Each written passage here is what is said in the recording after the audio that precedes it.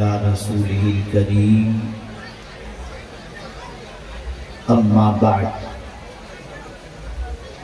فأعوذ بالله من الشيطان الرجيم بسم الله الرحمن الرحيم يا أيها الذين آمنوا استعينوا بالصبر والصلاة إن الله مع الصابرين صدق اللہ العظیم۔ صدر باوقار و علماء ذوی الاحترام، حاضرین و حاضرات و ناظرین، السلام علیکم ورحمۃ اللہ وبرکاتہ۔ میرے پیارے آقا صلی اللہ تعالی علیہ وسلم کے پیارے دیوانوں، جس آیے کریمہ کی تلاوت کا میں نے شرف حاصل کیا، اس سے متعلق کچھ معروضات پیش کرنے سے پہلے آقا کریم رؤوف الرحیم علیہ التحیۃ والتسلیم کی بارگاہ بے کس پناہ میں جس طریقے سے میں پڑھاؤں، عقیدت و محبت میں ڈوب کر اسی طریقے سے درود و سلام کا نذرانہ پیش کریں۔ الصلاة والسلام علیک یا رسول اللہ، الصلاة والسلام علیک یا رسول اللہ، الصلاة والسلام علیک یا حبیب اللہ، السلام علیک یا حبیب، الصلاة والسلام علیک یا نبی اللہ، الصلاة والسلام علیک یا نبی وعلی آلک و اصحابک یا نور اللہ، صلی اللہ تعالی علیہ وآلہ وسلم۔ میرے پیارے آقا صلی اللہ تعالی علیہ وسلم کے پیارے دیوانوں، آج ہم اور آپ بارگاہ امام عالی مقام رضی اللہ المولا تبارک و تعالی عنہ میں خراج عقیدت پیش کرنے کے لیے حاضر ہیں۔ وہ امام عالی مقام جن کی زندگی کا ایک ایک لمحہ محبت الہی اور محبت رسول صلی اللہ علیہ وسلم میں گزرا ہو، وہ امام عالی مقام جنہوں نے اسلام کی آبیاری کے لیے اپنا سب کچھ لٹا دیا، وہ امام حسین جنہیں مدینے کے تاجدار صلی اللہ علیہ وسلم نے نوجوانان جنت کا سردار فرمایا، وہ امام حسین جن کی محبت کا چراغ آج پوری دنیا میں مسلمانوں کے سینے میں روشن ہے، آج اسی امام کی بارگاہ میں خراج عقیدت پیش کرنے کے لیے ہم حاضر ہیں۔ میں چاہوں گا کہ تھوڑی دیر آپ مکمل توجہ کے ساتھ گفتگو کو سماعت فرمانے کی کوشش کریں۔ ہو سکتا ہے کہ شاید کوئی بات آپ کے دل کے نہا خانے میں اتر جائے اور آپ اپنی زندگی کو اللہ عز و جل اور اس کے رسول صلی اللہ علیہ وسلم کی تعلیمات کے مطابق گزارنے کی کوشش کریں۔ میں عمومی طور پر ایسے علاقوں میں تاریخ نہیں دیتا جہاں پر ہمارے بچوں میں، ہمارے نوجوانوں میں اور آنے والوں کے اندر شور شرابے کا ذہن ہو اور سننے سنانے کا ذہن نہ ہو، میں اس کو اوائڈ کرتا ہوں۔ لیکن پھر میرے ذہن کے اندر یہ بات آنی شروع ہوئی کہ آخر ان لوگوں کی اصلاح ہوگی کیسے؟ اگر ان کو ایسے ہی چھوڑ دیا جائے تو یہ تو سنور نہیں سکتے۔ تو اب میں کوشش کرتا ہوں کہ کبھی اس قسم کے علاقے سے بھی دعوت آئے جہاں پر علم کے عین سے بھی لوگ واقف نہیں اور الف با تا ثا کے الف سے بھی لوگ واقف نہیں، جہاں پر وضو کے فرائض تو بہت دور کی بات استنجے کے طریقے سے واقف نہیں ہیں، وہاں پر بھی پہنچ کر اللہ عز و جل اور اس کے رسول صلی اللہ علیہ وسلم کے پیغام کو پہنچانے کی کوشش کی جائے۔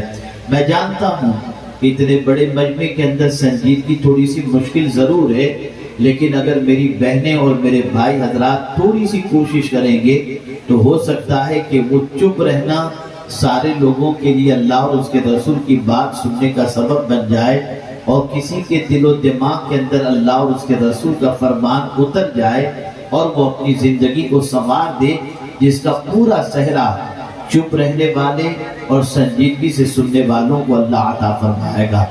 آپ دیکھیں میرے پیارے آقا صلی اللہ تعالی علیہ وسلم کے پیارے دیوانوں، انسانی زندگی میں حالات کبھی اچھے بھی ہوتے ہیں، کبھی خراب بھی ہوتے ہیں۔ انسان آزمائشوں کے مرحلے سے گزرتا ہے، کبھی راحت کی زندگی ہوتی ہے، کبھی تکلیف کی زندگی ہوتی ہے، کبھی سکون کی زندگی ہوتی ہے، کبھی بے چینی کی زندگی ہوتی ہے، کبھی کامیابی کی زندگی ہوتی ہے، کبھی ناکامی کی زندگی ہوتی ہے۔ قدم قدم پر انسان امتحان کی وادیوں سے گزرتا ہے۔ جب ایک بچے کی حیثیت سے ہوتا ہے تو اس کی کیفیت جدا ہوتی ہے۔ ایک بچہ جب نوجوان بن جاتا ہے تو اس کے چیلنجز جدا ہوتے ہیں۔ پھر وہی نوجوان انسان جب نوجوان بچہ بالکل پختہ انسان کی شکل میں جب تیار ہو جاتا ہے تو اس کے چیلنجز جدا ہوتے ہیں۔ آپ دیکھتے چلے جائیں، انسانی زندگی کے اندر مرحلے آتے رہتے ہیں اور امتحان سے اسے گزرنا پڑتا ہے۔ لیکن آپ ذرا دیکھیں، تاریخ میں کوئی ایسا امتحان آپ کو نہیں ملے گا جو امتحان کربلا کے امتحان جیسا ہو۔ امام حسین رضی اللہ المولا تبارک و تعالی عنہ جس امتحان کی وادی سے گزر رہے تھے، ذرا آپ سوچئے تو صحیح، وطن سے دور ہیں، رشتہ داروں سے دور ہیں، اور اسی کے ساتھ ساتھ چند رشتہ داروں کے علاوہ باقی سب جو ہے مدینے میں چھوٹے ہوئے ہیں، ماننے والوں کی تعداد دور ہے، اور یہ ساری غریب الوطنی کی زندگی آپ کربلا کی سرزمین پر گزارتے ہوئے نظر آ رہے ہیں، وہاں اوقات اپنے گزارتے نظر آ رہے ہیں۔ اور حیرت کی بات تو یہ ہے کہ جن کے نانا کا کلمہ لوگ پڑھتے ہیں، اسی نانا کے نواسے کو شہید کرنے پر آمادہ بھی ہیں۔ کتنے تعجب کی بات ہے، کتنی حیرت کی بات ہے، آپ ذرا سوچو۔ اور پھر یہاں پر 72 یا 82 نفوس قدسیہ موجود ہیں، اور وہاں پر 22,000 کا لشکر جرار تازہ دم موجود ہے۔ یہاں پانی پر پہلے پیرا بٹھا دیا گیا، وہاں کھانا پینا اور سب کچھ چل رہا ہے۔ ایسی سچویشن میں کربلا کے تاجدار کے پاس وہ کون سی چیز تھی جس کی بنیاد پر انہوں نے مصیبتوں کا مقابلہ کیا؟ آج آپ کو بھی مصیبتیں آتی ہیں، آج ہمیں بھی مصیبتیں آتی ہیں، آج آپ بھی تکلیف کی وادیوں سے گزرتے ہیں، آج ہم بھی تکلیف کی وادیوں سے گزرتے ہیں۔ کون سا انسان ہے جس کے ساتھ تکلیف دا وابستہ نہ ہو؟ لیکن آج تکلیف کے موقع پر ہماری کیفیت کیا ہوتی ہے؟ توجہ چاہوں گا، میرے نوجوان بچوں سے پوچھنا چاہوں گا، ذرا مجھے بتاؤ، تھوڑی سی تکلیف آئی کوئی شراب پینے چلا گیا، تھوڑی سی تکلیف آئی کوئی پکچر دیکھنے بیٹھ گیا، تھوڑی سی تکلیف آئی کوئی نشہ کرنا شروع کر دیا، تھوڑی سی تکلیف آئی کوئی ڈرگز لینا شروع کر دیا، تھوڑی سی تکلیف آئی کوئی زنا کرنا شروع کر دیا، تھوڑی سی تکلیف آئی کوئی سگریٹ پینا شروع کر دیا۔ آج اگر انسان کو تکلیف آتی ہے، تکلیف کے موقع پر وہ گناہ کے دروازے پر دستک دیتا ہے۔ لیکن کربلا جیسی تکلیف تو کسی پر نہیں آئی، لیکن اس کے باوجود ہم جب کربلا کے میدان کا جائزہ لیتے ہیں تو آنکھ دنگ رہ جاتی ہے۔ اتنی سخت تکلیف، اتنا سخت امتحان، لیکن اس کے اندر امام حسین رضی اللہ تعالیٰ عنہ نے اس تکلیف کے موقع پر اگر آپ دیکھیں کس چیز کو اختیار فرمایا، جس کی بنیاد پر امام حسین رضی اللہ تعالیٰ عنہ ثابت قدم بھی رہے اور مولا نے انہیں کامیابی بھی عطا فرمائی۔ کامیابی کس اعتبار سے؟ آپ کے ذہن میں شاید یہ بات آئے کہ امام تو شہید ہو گئے، کامیاب کس وجہ سے؟ تو میں آپ کو بتاؤں، یزید نے گردن نہیں مانگی تھی، یزید نے ہاتھ مانگا تھا۔ امام حسین نے گردن تو دے دی، ہاتھ نہیں دیا، اور بتا دیا وہ ہاتھ میں کیسے دے سکتا ہوں جن ہاتھوں کو مدینے کے تاجدار نے پکڑا ہو۔ اللہ اکبر! آپ اندازہ لگائیں، امام حسین رضی اللہ المولا تبارک و تعالی عنہ نے کربلا میں وہ کون سی چیز اختیار فرمائی تھی جس کی بنیاد پر امام حسین رضی اللہ تعالی عنہ ثابت قدم بھی رہے، اور آج صدیاں گزر چکی، غلام حسین تو ملیں گے، غلام یزید کوئی نہیں مل سکتا۔ وجہ کیا ہے؟ سبب کیا ہے؟ تھوڑا سا سمجھو، میں کچھ اصلاح کرنا چاہوں گا، میری بچیوں کا بھی اصلاح کرنا چاہوں گا، اور آپ کی بھی اصلاح کرنا چاہوں گا، تاکہ آپ آج یہاں سے اٹھیں تو یہ سبق لے کر کے اٹھیں کہ ہمیں اپنی زندگی میں مصیبت آئے تو کیا کرنا ہے، پریشانی آئے تو کیا کرنا ہے، تکلیف آئے تو کیا کرنا ہے۔ ہم قرآن بھی پڑھتے ہیں، ہم مدینے کے تاجدار صلی اللہ علیہ وسلم کا کلمہ بھی پڑھتے ہیں، اور ہم آج جو جمع ہوئے ہیں امام حسین کی محبت میں جمع ہوئے ہیں، وہ سچے انسان تھے، وہ اچھے انسان تھے، وہ نواز رسول تھے، وہ نوجوانان جنت کے سردار تھے، ایک عظیم مرتبے پر فائز تھے، عظیم مقام پر فائز تھے۔ لیکن آپ سے میں پوچھنا چاہتا ہوں، ہم نماز کے اندر جب دعا کرتے ہیں، اے اللہ ہمیں صدیقین کے راستے پر چلا، انبیاء کے راستے پر چلا، شہداء کے راستے پر چلا، صالحین کے راستے پر چلا، تو پتہ چلا جب مصیبت آئے تو کسی اور کے راستے کو مت دیکھنا، یہ دیکھنا کہ جب مصیبت آئی تھی تو حسین کون سے راستے پر چلے تھے، جب امتحان آیا تھا تو حسین کون سے راستے پر چلے تھے، جب تکلیف آئی تھی تو تاجدار کربلا کون سے راستے پر چلے تھے، جب امتحان کی وادیوں سے گزرنا ہوا تو امام حسین نے کیا چیز اختیار فرمائی تھی۔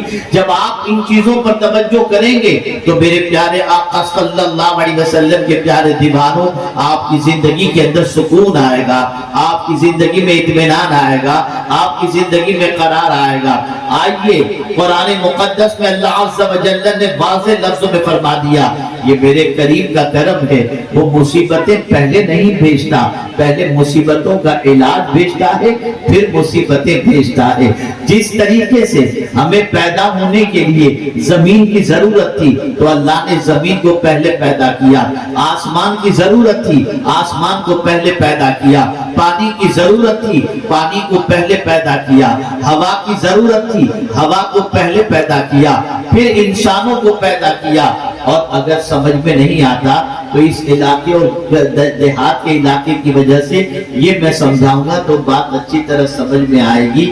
اللہ ضرورتوں کو پہلے پیدا ضرورتوں کو پوری کرنے والی چیز جو ہوتی ہے اسے پہلے پیدا کرتا ہے اور ضرورت کو بعد میں پیدا کرتا ہے۔ بچہ بعد میں پیدا ہوتا ہے، ماں کے سینے میں دودھ اللہ پہلے پیدا کر دیا کرتا ہے۔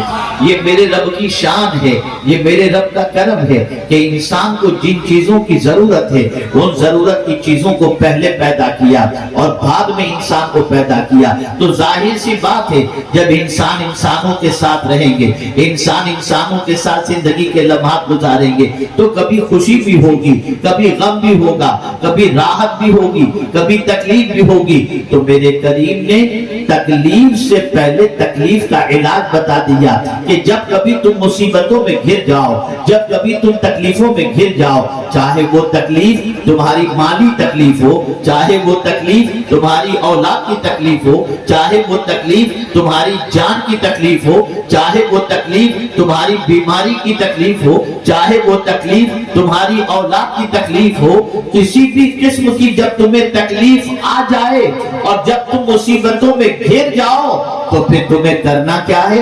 دو چیزوں کو اپنانا ہے اور دو چیزوں سے مدد طلب کرنا ہے۔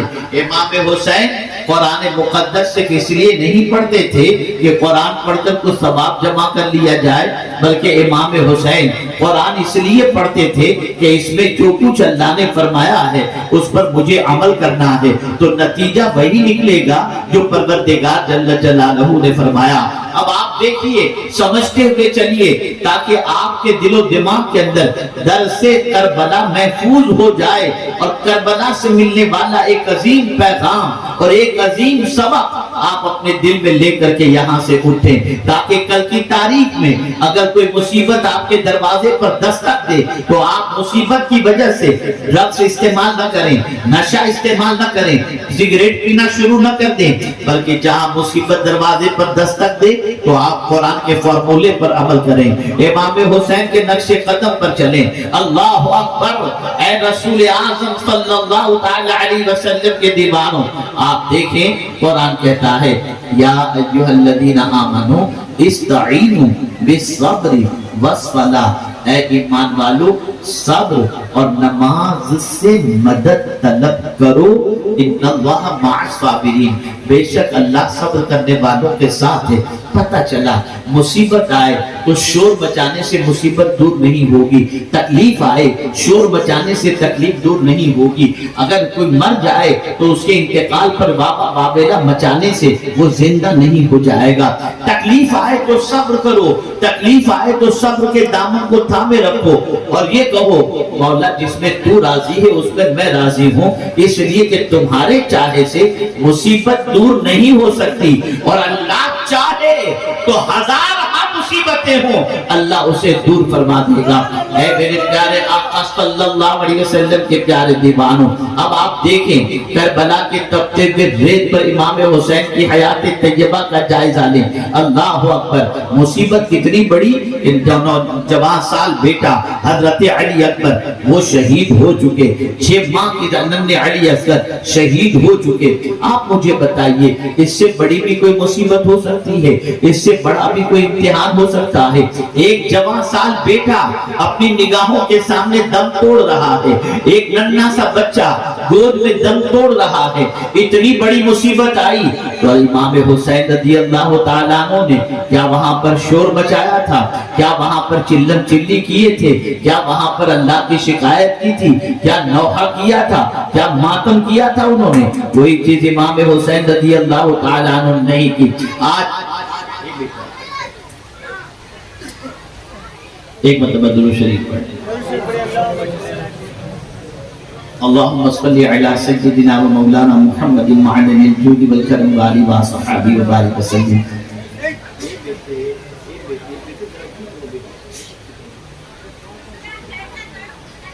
آپ ذرا دیکھیں، میں ایک سوال آپ سے پوچھنا چاہتا ہوں، ایک بچے کا انتقال اگر پردیس میں ہو جاتا ہے تو ماں یہاں پر پورا آسمان سر پر اٹھا لیتی ہے، اتنا روتی ہے، اتنا چلاتی ہے، اتنے غلط الفاظ استعمال کرتی ہے، اتنے اپنی زبان سے اللہ کے خلاف لفظوں کے الفاظ استعمال کرتی ہے کہ جس کی وجہ سے ایسا لگتا ہے جیسے وہ بچہ اس کا ہی بچہ تھا، اللہ کا بندہ نہیں تھا۔ یاد رکھیں وہ بیٹا بعد میں تمہارا ہے، بندہ تو پہلے اللہ کا ہے نا۔ لیکن آپ ذرا دیکھیں آج شور مچایا جاتا ہے، چہرہ پیٹا جاتا ہے، لیکن کوئی کربلا میں مجھے بتا دے حضرت علی اکبر کی شہادت پر حضرت علی اکبر کی والدہ نے چہرہ پیٹا ہو، گریبان پھاڑا ہو، شور مچایا ہو؟ کیوں نہیں؟ اس لیے کہ قرآن کہتا ہے جب کبھی مصیبت آئے تو صبر سے مدد مانگو۔ تمہارے رونے دھونے سے، تمہاری چلم چلی سے گیا ہوا انسان پلٹ کر نہیں آئے گا۔ تو میرے کریم اگر صبر کریں گے تو کیا ہوگا؟ تو میرا رب ارشاد فرماتا ہے اور اس کے پیارے حبیب صلی اللہ علیہ وسلم فرماتے ہیں جب کسی کے گھر سے کسی عزیز کا انتقال ہوتا ہے، اس کی روح پرواز کر لی جاتی ہے تو پروردگار فرشتے کو بھیجتا ہے، فرشتے جاؤ میرا بندہ اس کے محبوب کے چھین لینے کی وجہ سے کیا کہہ رہا ہے۔ جب فرشتے پہنچتے ہیں اور گھر والے یہ کہتے ہیں انا للہ و انا الیہ راجعون اور اس کے لیے مغفرت کی دعا کرتے ہیں تو فرشتے پلٹ کر رب کی بارگاہ میں حاضر ہوتے ہیں، عرض کرتے ہیں مولا وہ تو تیری تعریف کر رہے تھے، تیرا ذکر کر رہے تھے۔ فرشتوں سے میرا مولا فوراً فرماتا ہے جنت میں ایک محل بناؤ جس کا نام بیت الحمد رکھ دو، اس صبر کرنے والے کو کل بروز قیامت وہ جنت کا محل اے رسول اعظم صلی اللہ علیہ وسلم کے دیوانوں، میں جانتا ہوں صبر آسان چیز نہیں ہے، صبر بہت ڈیفیکلٹ ہے، لیکن میں جو سمجھانا چاہتا ہوں اس لیے کہ آپ میں سے بہت ساروں کے بارے میں میرا غالب گمان ہے بڑے شہروں میں کام کر رہے ہوں گے، کچھ اچھے کام کر رہے ہوں گے، کچھ دوسرے کام۔ بیٹا تم بیٹھ جاؤ، بیٹا بیٹھ جاؤ۔ ایک مرتبہ درود شریف پڑھ لیں۔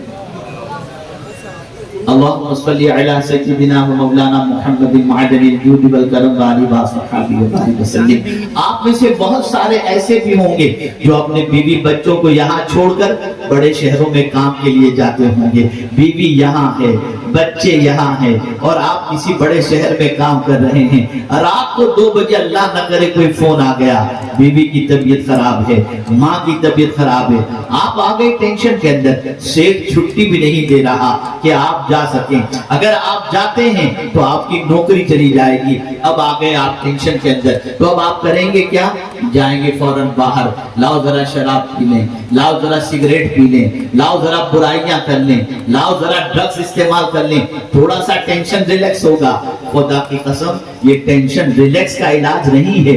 अगर ऐसी कैफियत आ जाए तो तुम्हें कुछ करने की जरूरत नहीं, वुजू करो, नमाज पढ़ो, अल्लाह तुम्हारी मुसीबत भी दूर कर देगा और तुम्हें सुकून की दौलत भी अता फरमा देगा। क्या करबला में इमाम हुसैन के घर वालों ने ये नहीं किया था? क्या करबला में ताजदार करबला ने ये नहीं किया था? कितनी बड़ी मुसीबत, पानी के कतरे कतरे के लिए उन लोगों को रोका जा रहा है। कितनी बड़ी मुसीबत, इमाम हुसैन रज़ी अल्लाह तआला अन्हु के बच्चे शहीद हो रहे हैं। कितनी बड़ी मुसीबत, 22,000 का लश्कर तेज तलवार के साथ सामने मौजूद है, लेकिन कुर्बान जाइए मेरे इमाम की अजमत पर कि वहां पर भी इमाम सजदा भी कर रहे हैं, तिलावत भी कर रहे हैं, सब्र के दामन को थामे हुए भी हैं और अपने मानने वालों को दर्द दे रहे हैं। ऐ मेरे मानने वालों, मैं तो गुनाहों से तुमको बचाने के लिए आया हूं और तुमको सीधा रास्ता दिखाने के लिए आया हूं। खबरदार कोई गलत रास्ता इख्तियार न करना। शराब पीना हुसैन का काम नहीं, यजीद का काम है। नमाज छोड़ना हुसैन का काम नहीं, यजीद का काम है। शराब पीने के साथ साथ बदकारी करना ये यजीद का काम है, हुसैन का काम नहीं है। झूठ बोलना यजीद का काम है, हुसैन का काम नहीं है।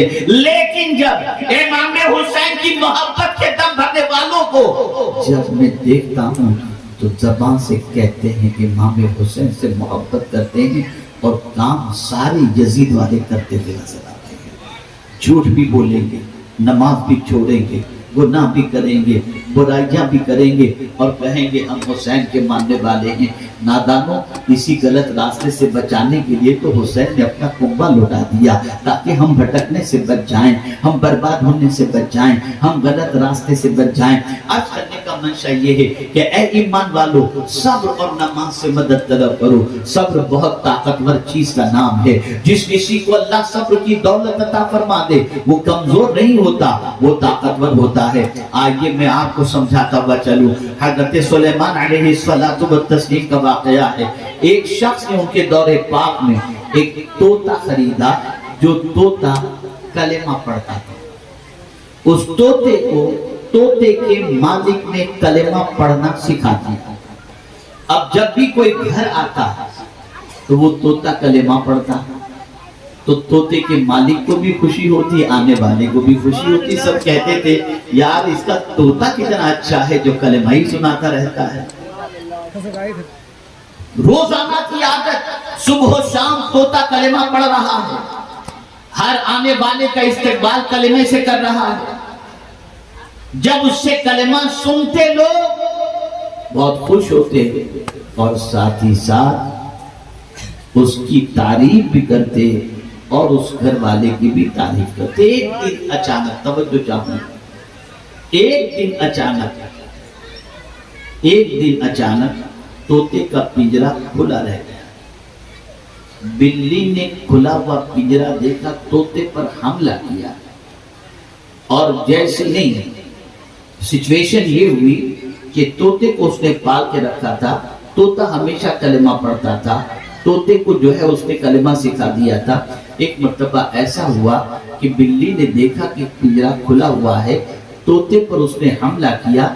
जैसे ही तोते पर हमला किया तो तोते ने कलेमा पढ़ने की बजाय ची ची ची ची ची करना शुरू किया।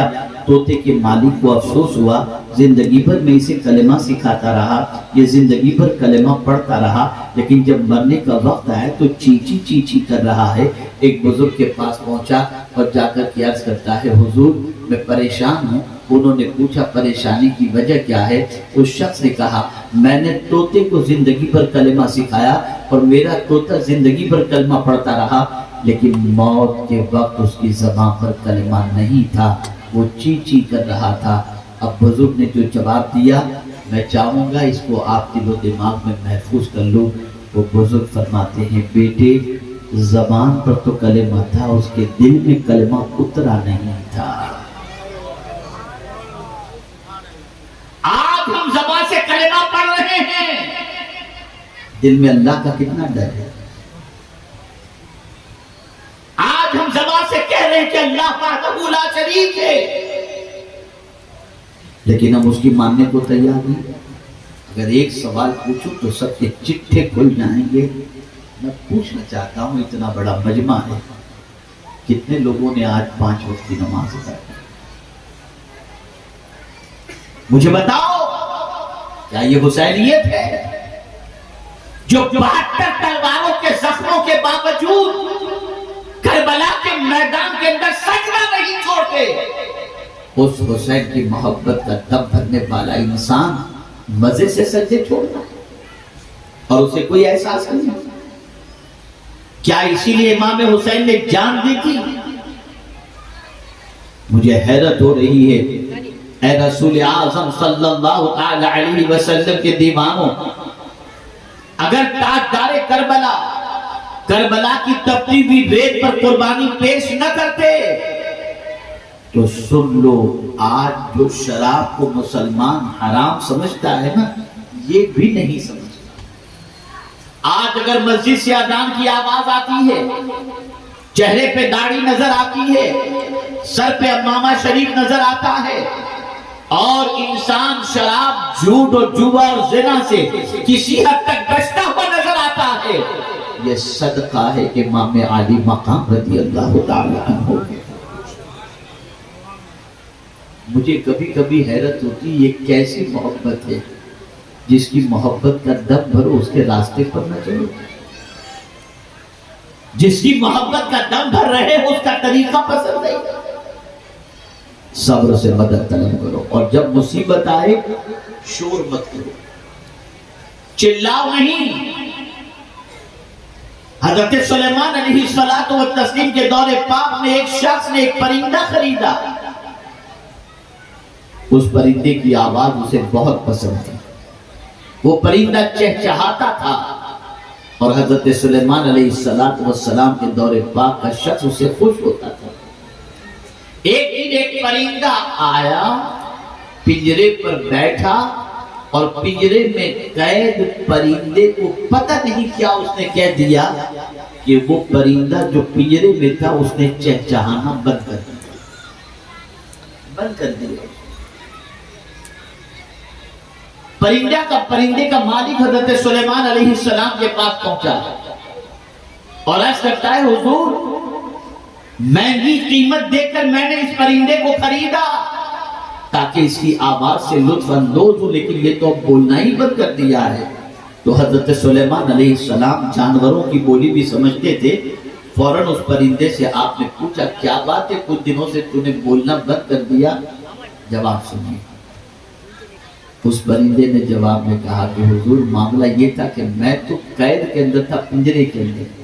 میرا ایک دوست آیا اور آ کر کہتا ہے کہ تو چہچہاتا ہے تو آواز لگاتا ہے اور اس آواز کے اندر تیرا رونا ہے تیری شکایت ہے کہ میں پنجرے کے اندر ہوں میں تکلیف میں ہوں لیکن تیرا مالک تیری زبان سمجھتا نہیں تھا اور وہ سمجھتا تھا تیری آواز اچھی ہے اس وجہ سے تجھے قید کر کے رکھا تھا.